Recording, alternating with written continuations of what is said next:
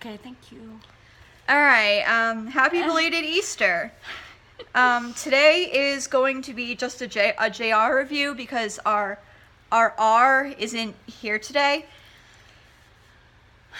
And so this is I'm Rachel, I'm the R in JR, and I'm Jasmine, I'm the J in Jaw. And GR. And last night we watched two sort of movies, and the first is Jesus Christ Superstar Live, which we streamed through Hulu because both of us didn't get a chance to watch it live on TV. Yeah, I forgot about it. My mom forgot about it, so she didn't remind me. So yeah, and I got home after when it started. Yeah. Because I went to have dinner with some friends of my family, and we didn't get home until after it started. So like, why start watching something if you're not able to watch it through the beginning? And yeah. Jesus Christ Superstar is sorry about that.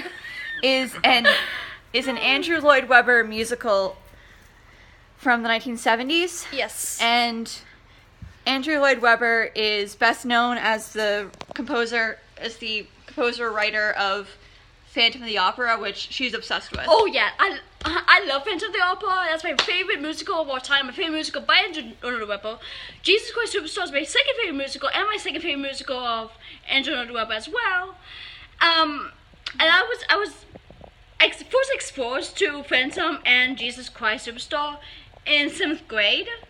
Because my music my music teacher in 7th grade, instead of actually teaching us music, we would always watch these musicals, and because of that, I've been into musicals since then.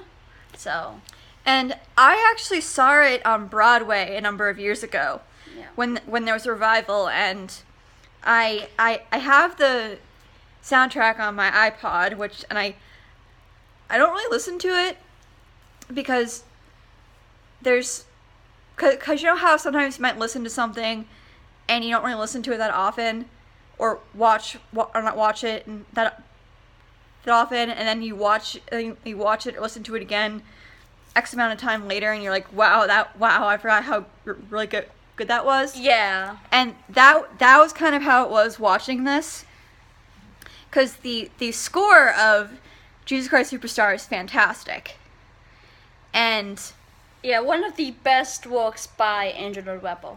And sorry to cut you off, but like how she seen it on Broadway, which by the way I'm jealous. The only Broadway show I've seen was Aladdin. But besides the point, I have seen Jesus Christ Superstar live, and I was really, and I think it was when they came to Worcester at the Hanover Theater, and I was very impressed by it, because like when they were whipping Jesus, I feel like they were actually ripping him, but they weren't. Like, they did a really good job with the sound that it makes. It was really spectacular. Yeah, so like it's a big spectacle show. Yes, and it was perfect that John Legend. Yeah, this particular production stars John Legend as Jesus, and Sarah Bareilles as Mary Magdalene.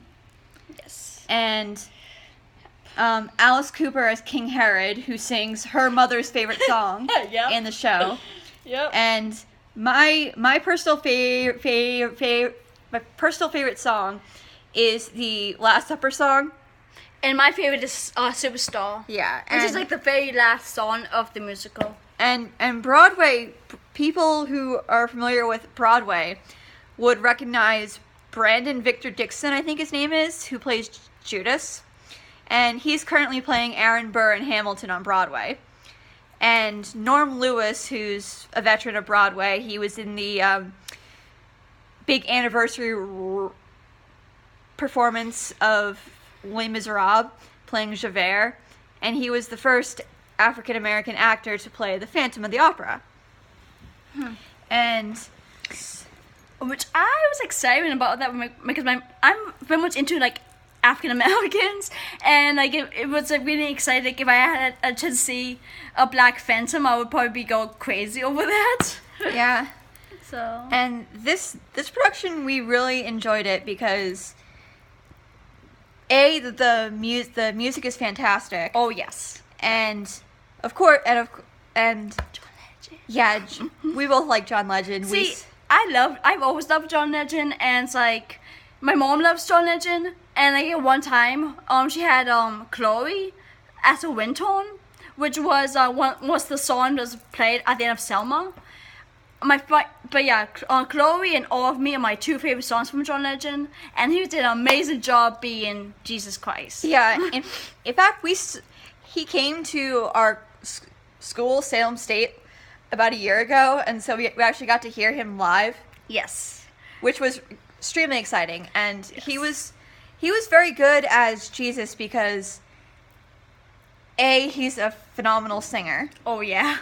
So he could really belt out the songs that Jesus sings, and you also, because like Jesus in this musical is supposed to be a very charismatic figure who can whip up crowds and get them all excited and hanging on his every word and adoring him. Oh yeah, which he can do because he has that, for lack of a better term, superstar quality.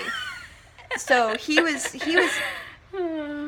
and there's and like oftentimes the crowd was like so loud that you could hardly hear them, which kind of highlights the theme of the musical, which is that Jesus has sort of had this cult of personality, and people are more excited about him than what he actually has to say. So, like, people are screaming and cheering John Legend coming out on stage, and you can't really hear what he's singing.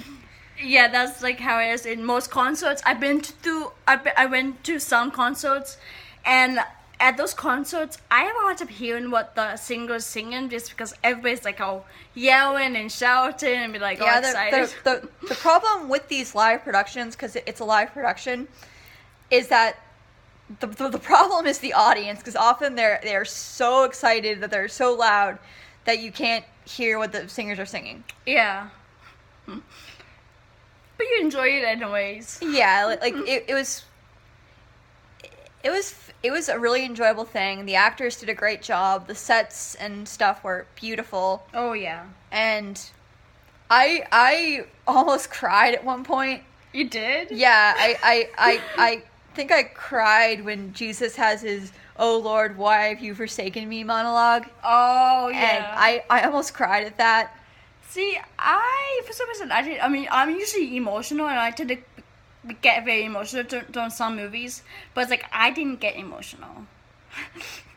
Yeah, like... But it was still really good. Yeah, and so, yeah, we would recommend that. It's on Hulu, and if you love musicals, or if you love John Legend...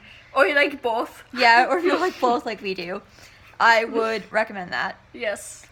And the other movie we watched is a movie from 1987 called Lost Boys.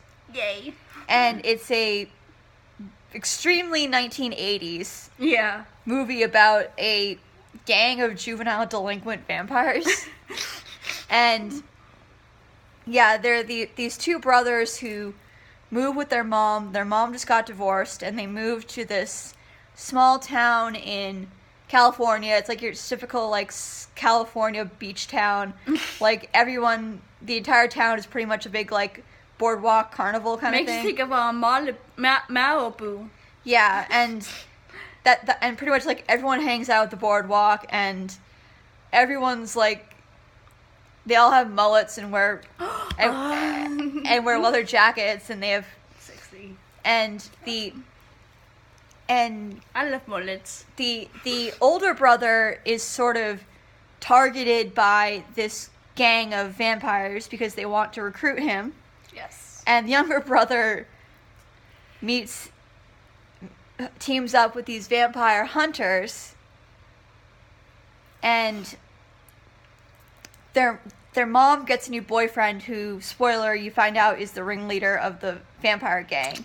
Yep. And it's kind of a vampire Peter Pan, hence the Lost Boys title. Because there's the whole weird thing in Peter Pan where they want Wendy to be their mother. Oh yeah. And so the the head of the vampire gang is trying to get these kids' mother to become the sort of mother of the vampire gang, and they sort of do that. Their plan to do that is by getting her sons into the gang. Yeah, it's weird. It's weird, yeah. I thought like she had like two choices. She wanted to watch two movies, and we wanted to see Jesus Christ Superstar. So I suggested that to her, and then she asked which one of the two, and I asked for that one because it's about vampires. Yeah, I love vampires. The other movie we were gonna watch is called The Duchess, and we're gonna do that at some other point. Yeah. And what kind of movie is that again? It's a historical romance. Okay, I might like it. Yeah, you'd like it. Okay. And I saw this movie, The Lost Boys, a few years ago. Yep. Maybe back in 2014, I think. And maybe it was 2010. I don't remember. Cause I know that I was homesick at the time. Cause in 2010 and 2014. I was very sick during those years, and I spent a lot of time at home. And it was during either of those times that I first watched this movie. And there's a scene in it where the vampire gang is messing with the older brother who they're trying to get into their gang, and they're messing with him by tricking him into eating worms. And that scene is, I don't know why, but it hits like a really gross nerve for me. And I threw up the first time I watched it. And yesterday too. Yes, and I threw up after watching. And today, yesterday too. Yes, and I threw up after watching it yesterday. See, the thing is, when she told me that it's gonna be a gross scene, I didn't know it was gonna be that, because eating worms, I mean, yeah, it's kind of icky, but it's not really gross to the extent where you would throw up. Yeah, like I'm extremely grossed out by worms. I don't know why, but I love worms. They're cute. Yeah, I'm extremely grossed out by them. So that sort of hit me in an area, and I just threw up a little bit. My favorite part, back in high school when I was in environmental tech for my shop, and we went fishing a lot. My favorite part of fishing was touching the worms and put on the hooks. Yeah, she's yeah, we have very different. Yeah, I'm easily grossed out. Her not as much. Yeah, not really. So yeah, this movie is. I would recommend it. It's a fun vampire movie, yeah. and it's extremely 80s. Oh yeah. So if you like 80s stuff, and I don't know, maybe they probably did something right if they got me to throw up in the gross scene. And I think, I mean, if you're into movies like Twilight, or you're into Buffy the Vampire Slayer or Angel like I am, you would probably like The Lost Boys, because it's always going with the vampire theme, and like going with Buffy and Angel, like they go with like the actual rules with the vampires. Like they can't go into the house unless they be invited in. They hate holy water. They hate going outside in the sun, or else they turn to ash. So like Buffy and Angel follows the same kind of rules as Lost Boys does. So I think you would really like The Lost Boys if you also like Buffy and Angel. Yeah, and because it's the whole thing of moving to a new town and running into this mysterious clique of people who turn out to be vampires, and they're presented as very attractive. Oh yeah. And so both of these movies we would recommend. Oh yeah. And so by the way, Lost Boys is on Netflix. Yeah, Lost Boys is on Netflix. I don't know how long it's going to be there, because they have a weird thing where they take movies off. Same thing with Hulu. Hulu does that too. Yeah, so I would recommend watching them while they're still there. And like and subscribe, and stay tuned for more reviews. Yes!